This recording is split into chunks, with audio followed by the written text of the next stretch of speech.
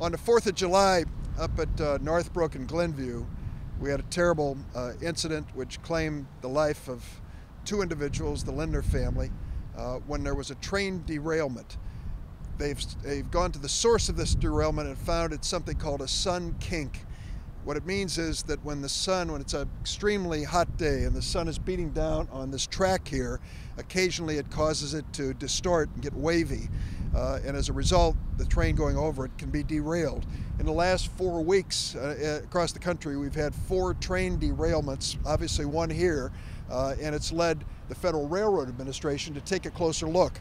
Senator Kirk and I sent a letter right after the 4th of July incident here in Cook County, asking the Federal Railroad Administration to get into this and look at it more closely. Last week, the Federal Railroad Administration came out with an advisory for all of the railroads across the United States, calling on them to be mindful of this phenomena, have regular inspections, and to make sure that they are working with the railroads so that the communities nearby receive reports.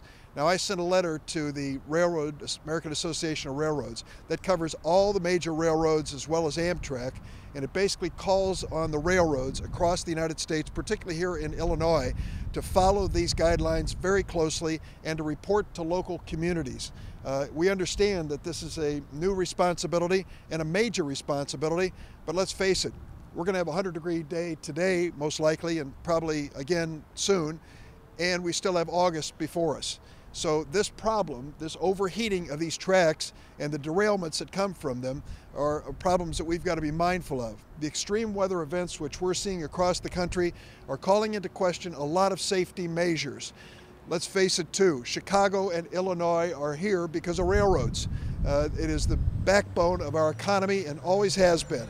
So we are just covered with railroad tracks.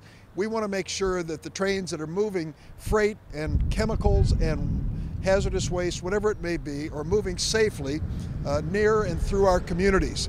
So this letter to the railroads is to call to mind this safety advisory, to tell them that we want to make sure that they're mindful of it, sensitive to it, and that they report to local communities how they're doing. I've talked to the CEO of one of the major railroads. They know they've got a problem. I was saying earlier, most of these tracks have been tested to high temperatures, and so they didn't believe this was going to occur. But because of the extreme weather, the extreme high temperatures for long periods of time, it has really caused distortions in the metal in these tracks that we never anticipated before. So it's a new safety challenge. It's one that we need to take very seriously.